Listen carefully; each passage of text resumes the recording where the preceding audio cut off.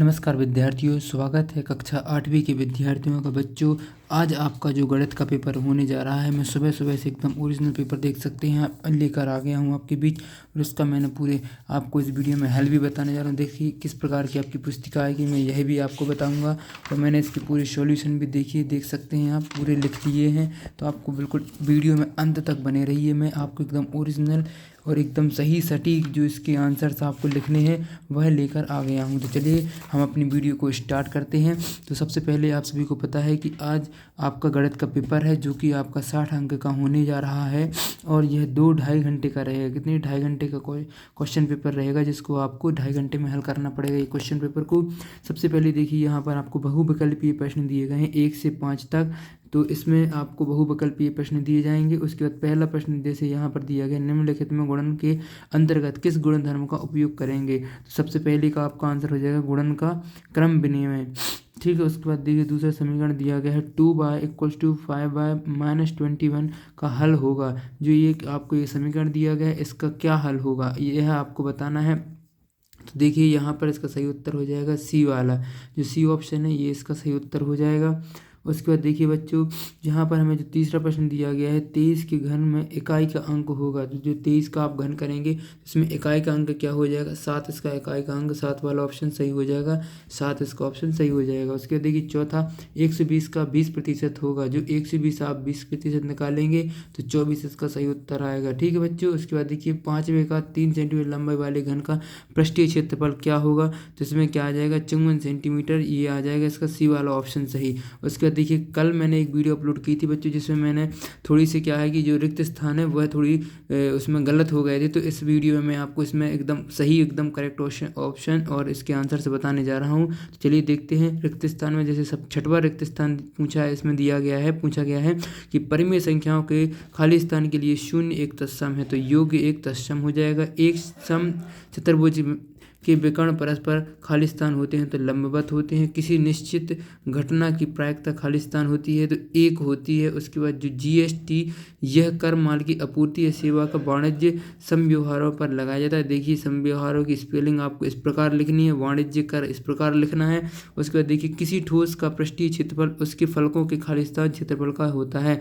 क्या क्षेत्रफलों का योग होता है। इस प्रकार आपके रिक्त स्थान और जो आपके सही विकल्प हैं ये आपके इस प्रकार आप कर लेंगे और आपके इसमें 5 और 5 10 नंबर आपके एकदम क्लियर पक्के हो जाएंगे। तो बच्चों, आपको अगर वीडियो पसंद आ रही तो वीडियो लाइक करिए और अपने दोस्तों के साथ शेयर अवश्य करिए। एकदम अभी ये पेपर आया है। तो चलिए देखते हैं। अति लघु उत्तरीय प्रश्न 11 से 16 तक आप लोगों को जो ये अंक है, ये 2-2 अंक के प्रश्न के उत्तर हैं। तो चलिए देखते हैं। यहाँ देखिए 11वां प्रश्न हमें दिया गया है, ऋण 4/9 धन ऋण 4/9 को हल कीजिए। ये आपको एक समीकरण दिया गया है, इसको क्या करना है, हल करना है।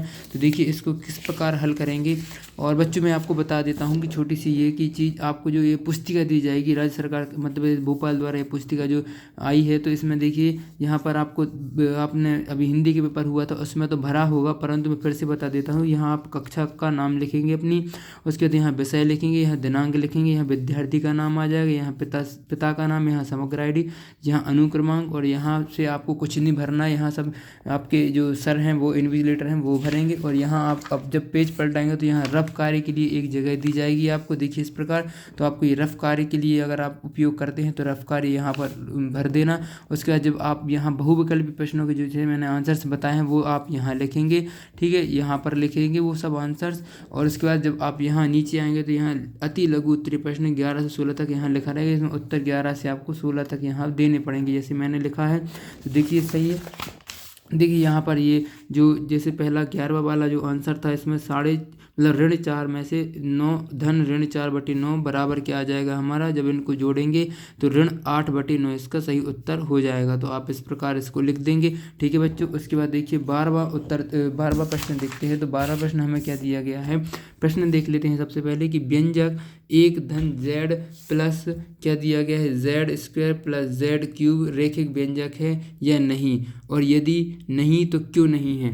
तो नहीं, यह जो एक अपन को ये रेखीय व्यंजक दिया गया है तो ये रेखीय व्यंजक नहीं है, क्योंकि रेखीय व्यंजक का अधिकतम घात 1 ही होता है। क्या होता है, 1 ही होता है। उसके बाद देखिए 13वें प्रश्न में हमसे पूछा गया है कि 625 का वर्गमूल ज्ञात कीजिए। तो 625 का वर्गमूल क्या होता है? तो 625 का वर्गमूल आप 625 किसका वर्गमूल होता है? तो 25 का 625 वर्गमूल होता है। और आप इस प्रकार इसको अपनी परीक्षा में लिख कर आएंगे। उत्तर 13 है ये। देखिए अंडर रूट इस प्रकार लगाएंगे 625 पर अंडर रूट 5 गुणित 5 गुणित 5 गुणित 5, और इसके बाद जब इसको आप करेंगे तो 5 5 इस प्रकार बाहर आ जाएंगे और 5 25 ये आ जाएंगे। उसके बाद देखिए अगला प्रश्न हमसे पूछा गया है कि 64 का घनमूल ज्ञात कीजिए। तो 64 का घनमूल क्या होता है?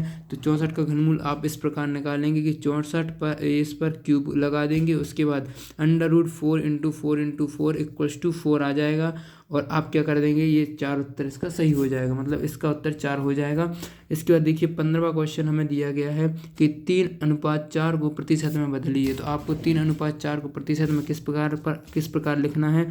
3:4 मतलब 3/4 लिख देंगे। फिर उसके बाद 3 गुणित 25/4 गुणित 25 बराबर क्या आ जाएगा? 75/100 बराबर 75% आ जाएगा। आप सभी को मैंने बता के भी पहले रखा है कि जो आपको नीचे की संख्या है उसको आपको 100 बनाना पड़ता है। अगर आप 100 बना लेंगे नीचे की संख्या को, जितने से मल्टीप्लाई करने पर वो 100 बन रही है उतने ही से आपको ऊपर मल्टीप्लाई करना पड़ेगा। फिर उसके बाद इसको आप हल करेंगे आगे, तो आपका वो जो 75 में जो भी संख्या है वो 75% में बदल जाएगी। उसके बाद देखिए 16वां प्रश्न हमसे पूछा गया है कि 3 पदों वाले व्यंजकों को क्या कहते हैं? तो आप सभी को पता है कि 3 पदों वाले व्यंजकों को त्रिपदीय व्यंजक कहते हैं। क्या कहते हैं बच्चों? त्रिपदीय व्यंजक कहते हैं। ठीक है, आपको ये लिख कर आ जाने हैं। उसके बाद देखिए हमारे यहाँ 17वां प्रश्न देखिए। तो 17वां प्रश्न क्या है?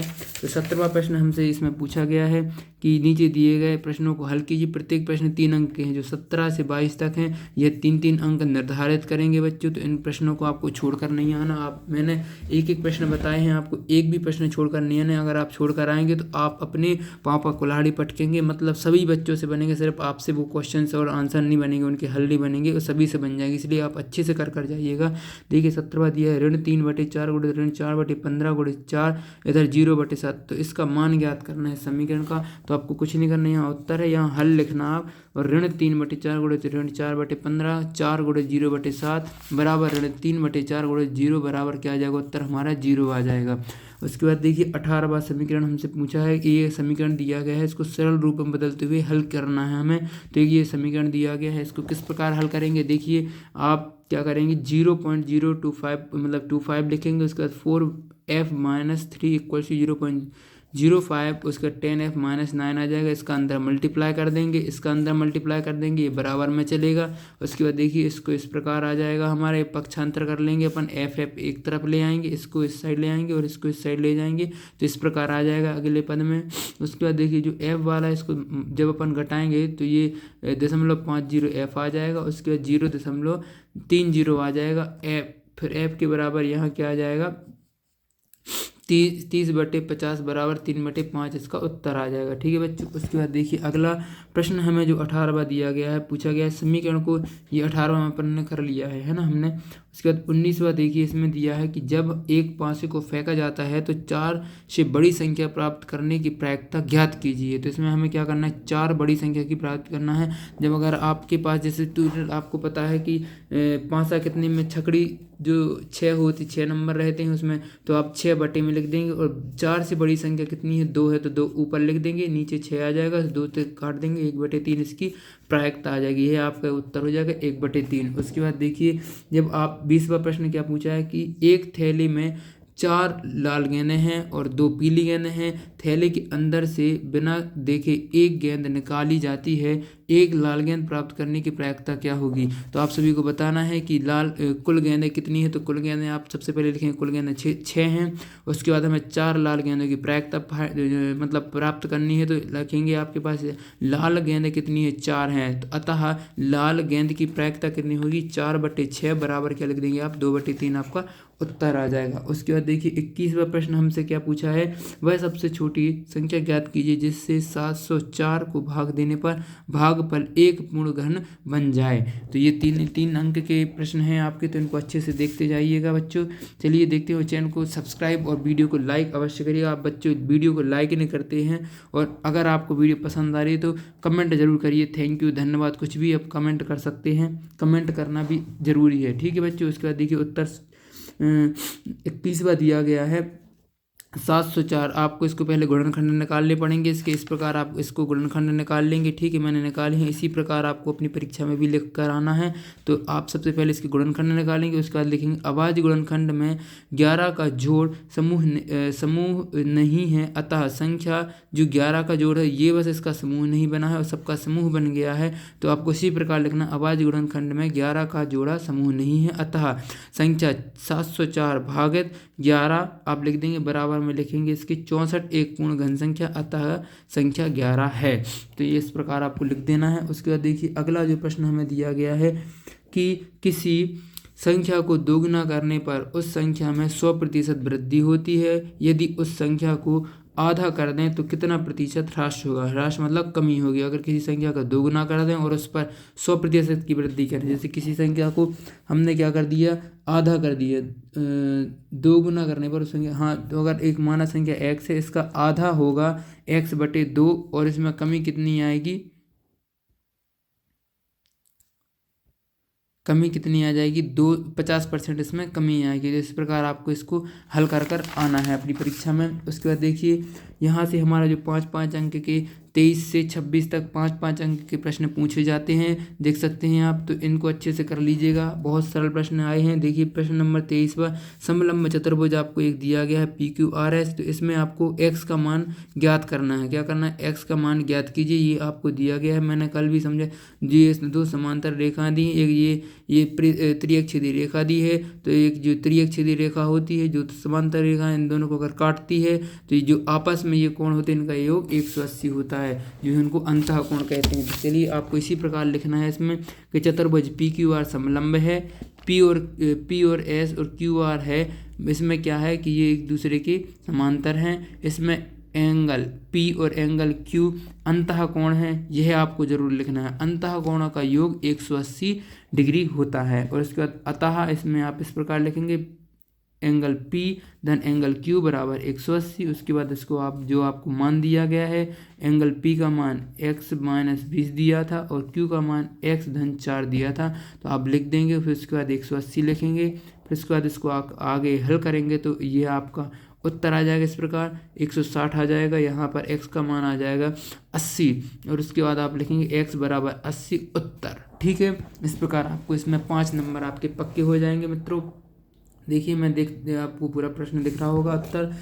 उसके बाद देखिए अगला प्रश्न 24वां, एक माली 625।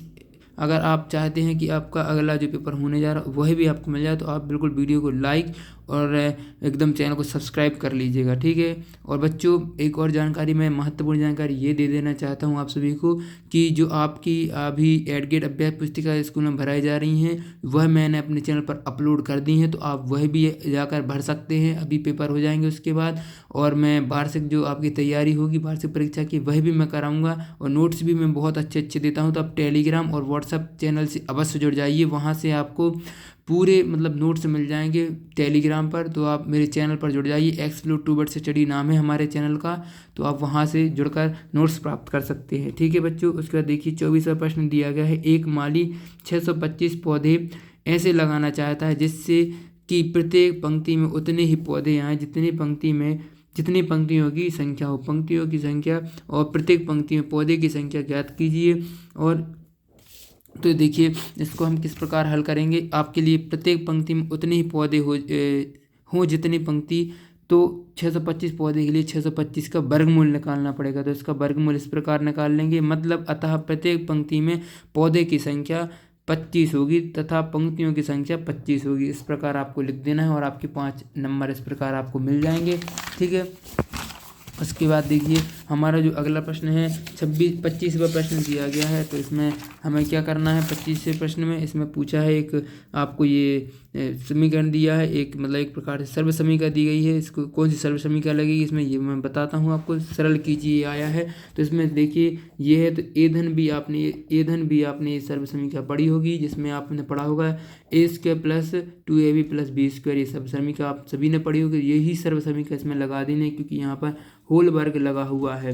तो आप देखिए 2a प्लस ये ए का मान हो जाएगा, ये बच्चे बी का मान हो जाएगा। और जब आप ए और बी का मान रखेंगे इसमें, तो इस समीकरण में ए और बी का मान रखने के बाद यह आपको उत्तर प्राप्त होगा, जो इसका सही उत्तर है। ठीक है बच्चों, उसके बाद देखिए अगला प्रश्न जो दिया गया है हमें 26वां, इसमें है कि 21 सेंटीमीटर चौड़ाई वाले एक आयताकार कागज की चौड़ाई के अनुदिश मोड़कर 5 सेंटीमीटर त्रिज्या वाला एक बेलन बनाया जाता है, जिसका आयतन ज्ञात कीजिए। तो आप सभी को क्या करना है, बेलन का आयतन याद रहना चाहिए, क्या होता है, पाई आर स्क्वायर एच। तो देखिए आयताकार कागज की चौड़ाई के अनुदिश मोड़ने पर बेलन की ऊंचाई 21 सेंटीमीटर होगी, त्रिज्या 5 सेंटीमीटर होगी। तो आयतन के बेलन आप लिखेंगे पाई आर स्क्वायर एच, फिर उसके बाद इसमें आप इसका मान रख देंगे। पाई का मान रहता है 22/7 और उसके बाद आर का मान रहता है, आर का मान हमें दिया गया है 5 सेंटीमीटर, तो 5 का वर्ग आ जाएगा।